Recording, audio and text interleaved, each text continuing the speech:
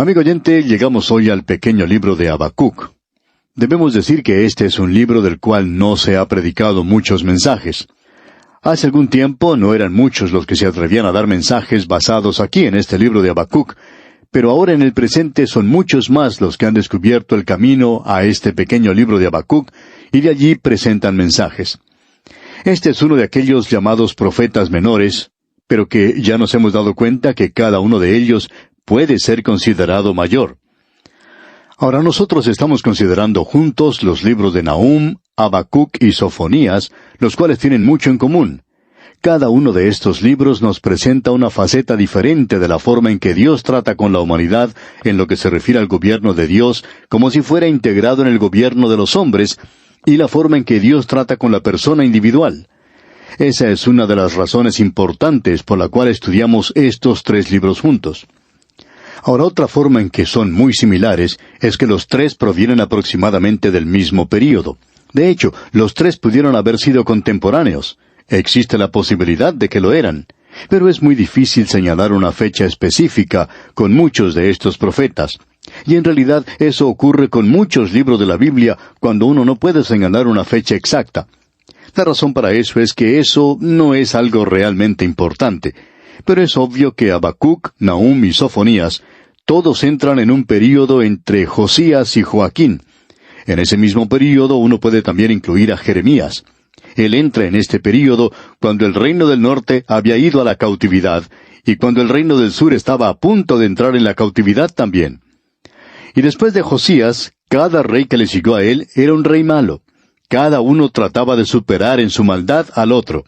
Así es que tenemos que decir esto y colocar aquí a tres profetas en el mismo período de tiempo, en la misma cápsula del tiempo, por así decirlo, ya que aparentemente ellos pertenecen juntos.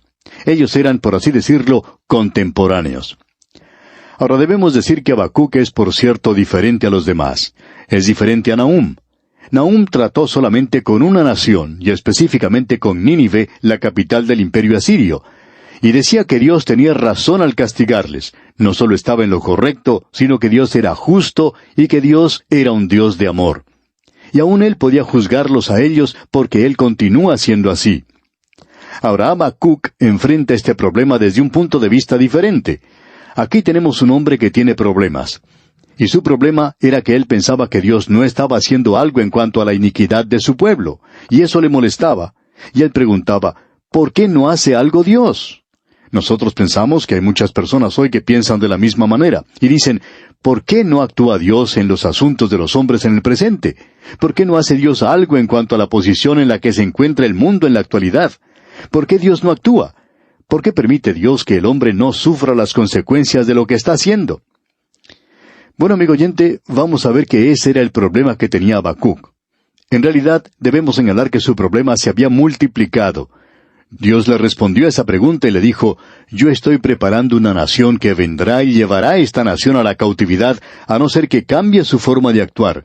Ellos irán a la cautividad en Babilonia, y yo estoy preparando a Babilonia. Y si usted piensa que Habacuc tenía un problema antes, ahora sí que lo tiene de verdad. Su problema es, ¿por qué utilizarás a Babilonia? Una nación que, por cierto, es mucho más impía que tu propio pueblo, mucho más pagana que tu propio pueblo, que se ha entregado más a la idolatría y al pecado que tu propio pueblo. ¿Y a ellos vas a utilizar para castigar a tu pueblo? Y Dios respondió que sí, que eso era lo que él iba a hacer.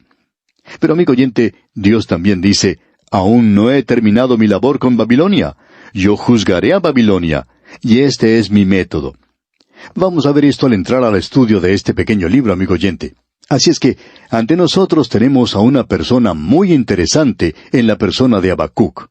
Él ha escrito un libro muy hermoso. En realidad, son muchos los que han expresado su admiración en cuanto a la excelencia literaria de este pequeño libro. Tiene solamente 3 capítulos, y el último es en realidad un cántico o un salmo de alabanza y adoración a Dios. Esto es algo realmente muy hermoso, y este libro también es muy importante en lo que se refiere al Nuevo Testamento. Vemos que por lo general se acepta que los 3 grandes libros de doctrina del Nuevo Testamento son los libros de Romanos, Gálatas y Hebreos. Estos 3 libros del Nuevo Testamento citan cosas que se mencionan en Habacuc. La realidad es que todos ellos citan de este libro, y lo que allí se dice forma el antecedente de su mensaje. Ya veremos eso más adelante. Hay un versículo en el capítulo 2, versículo 4, que se cita mucho y que dice, «Mas el justo por su fe vivirá». Así es que este libro aparece en el horizonte de las Sagradas Escrituras como un libro de bastante importancia. No deje usted que la brevedad de este libro le engañe, porque llega a ser algo muy importante. En realidad, no es cuánto usted dice lo que cuenta, sino lo que dice. Y aquí tenemos esto. Ahora, el nombre de Habacuc significa abrazar. Y esto es todo lo que sabemos en cuanto a Habacuc, en cuanto a su vida personal. Él no nos dice nada en cuanto a sí mismo. Ni siquiera pone una fecha a su libro. Muchos profetas, cuando comienzan, usted habrá notado, dicen que han profetizado durante el reino de tal o cual rey de Israel o rey de Judá. Y por supuesto uno puede señalar a estos. Pero Habacuc ni siquiera usa eso para ayudarnos. Martín Lutero presentó una exhibición muy notable en cuanto al nombre Habacuc, lo que significa, como ya dijimos, abrazar. Y quisiéramos que usted escuche lo que Martín Lutero dijo. Habacuc significa un abrazo, o alguien que abraza a otro, lo toma en sus brazos. Él abraza a su gente. Él los toma en sus brazos, es decir, los consuela, los levanta, como cuando uno abraza a un niño que está llorando para calmarle, con la seguridad de que si Dios quiere, eso se hará. Ahora esa es una cita bastante hermosa, digamos de paso, que nos revela también algo más, algo relacionado al corazón mismo de Martín Lutero. Usted puede comprender por qué Martín Lutero, que antes había sido un monje, por qué él se casó. Él era una persona muy romántica, digamos de paso, y esta declaración que hemos leído nos revela eso también. Ahora eso es todo lo que se conoce en cuanto al escritor de este libro, con la excepción de otra cosa que debemos agregar a esto. Y esto es que nosotros le hemos llamado el Tomás del Antiguo Testamento. Parece que él, por cerebro, tenía un signo de pregunta. Su libro es algo muy fuera de lo común. En el sentido exacto de la palabra, no es una profecía.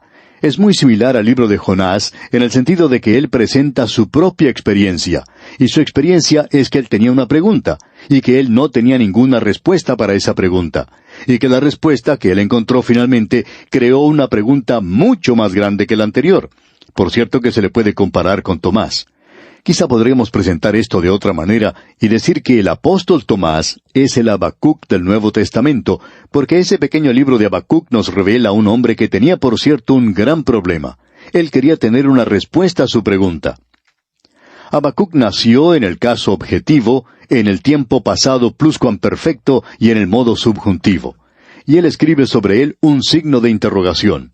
Y finalmente, cuando uno llega al último capítulo, y especialmente en los últimos 2 o 3 versículos, entonces uno puede colocar un signo de admiración. Pero sobre todo este libro se puede escribir un signo de interrogación. Y eso era lo que este hombre tenía por cerebro. Y la pregunta es, ¿por qué? ¿Por qué? Y nosotros creemos que podemos reducir la duda de Tomás en el Nuevo Testamento, o la de Habacuc en el Antiguo Testamento, o las preguntas que se hacen todos los hombres en el presente, a una sola palabra: ¿por qué? Y creemos que esta es fundamentalmente la pregunta de la raza humana. Usted recuerda lo que dice Job, que consideramos ser el libro más antiguo de las Escrituras. Uno puede escribir sobre todo ese relato allí un ¿por qué? ¿Por qué? ¿Por qué tuvo que sufrir Job? Esa era su pregunta. Y amigo oyente, esa también es su pregunta, ¿no es cierto? Y es la mía. Podemos reducir todas las preguntas al mínimo común denominador, y es algo que es básico a todas las preguntas. ¿Por qué? ¿Por qué Dios no hizo algo en cuanto al mal en la tierra de Israel? ¿Por qué no comenzó Dios a juzgar a su pueblo? Y esa es la pregunta que se presenta a veces en el presente. Ahora, para Nahum es casi la pregunta opuesta, porque Dios estaba actuando allí. Y allí habría aquellos que podrían presentar la pregunta de ¿cómo puede Dios ser un Dios de amor y juzgar de la manera en que lo hizo? Y aquí tenemos lo opuesto. ¿Por qué no hace Dios algo en cuanto al mal que existe en este mundo? Permítanos decir, amigo oyente, algo en cuanto a la última declaración que encontramos en este pequeño libro de Habacuc, que dice al final: al jefe de los cantores sobre mis instrumentos de cuerdas. Esto nos revela, por supuesto, que esto es un cántico aquí. Esto fue colocado allí para que lo leyera la orquesta y para que lo leyera el director del coro. Y como ya hemos dicho, este último capítulo es un cántico, un salmo. Y toda esta profecía en su totalidad es en realidad una preciosidad.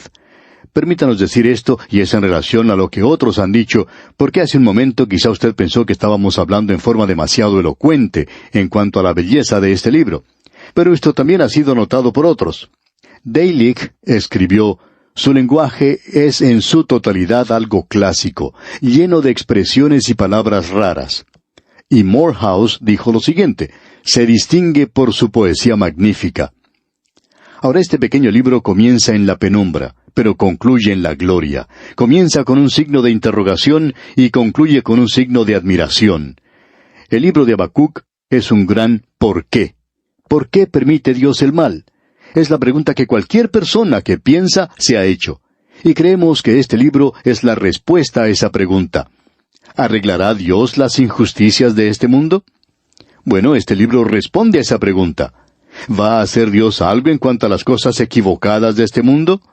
Bueno, este libro dice que va a hacer algo. Y este libro es el relato personal del profeta, expresado de manera poética, así como Jonás se expresó en la prosa.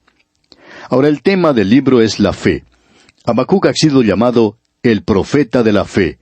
Y esa gran declaración suya en el capítulo 2, versículo 4, que dice: «Mas el justo por su fe vivirá», es citada 3 veces en el Nuevo Testamento.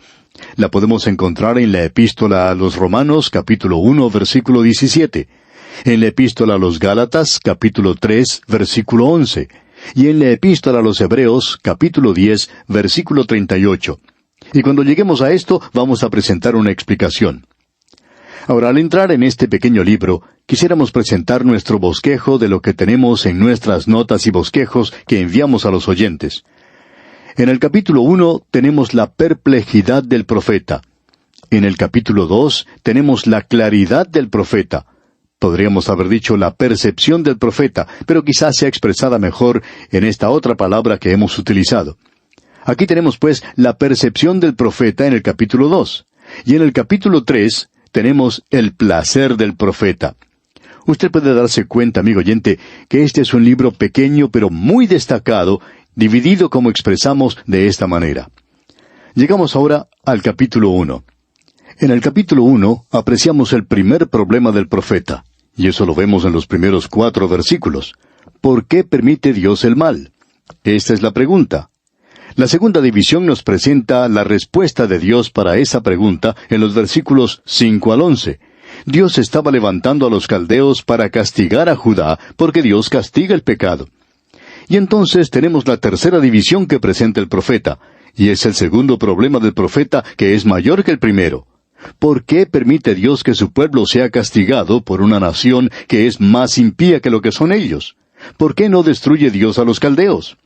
Bueno, ese es nuestro problema, y ese era su problema. Y ahora va a ser nuestro problema al observarle a él.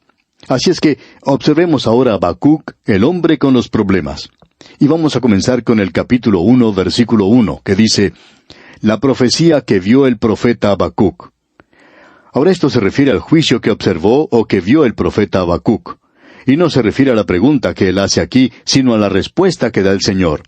Y la respuesta del Señor es en realidad la profecía. Y es el juicio o castigo, es decir, la forma en que esto encaja en este cuadro. Y con esto concluimos este primer versículo del capítulo 1 de Habacuc. No hemos avanzado mucho hoy en cuanto al texto mismo de este libro, pero pensamos que es bueno establecer una base sólida para esta maravillosa profecía que vamos a considerar, Dios mediante, en nuestro próximo programa. Mientras tanto, le aconsejamos una vez más, como lo hacemos frecuentemente, que usted se prepare para nuestro próximo estudio. Y la mejor forma en la que usted puede hacer esto es leyendo el primer capítulo de este libro de Habacuc. Y bien, amigo oyente, en nuestro próximo programa continuaremos nuestro recorrido por este libro de Habacuc, observando a este hombre a quien hemos llamado el Tomás del Antiguo Testamento, el hombre que tenía un signo de interrogación por cerebro.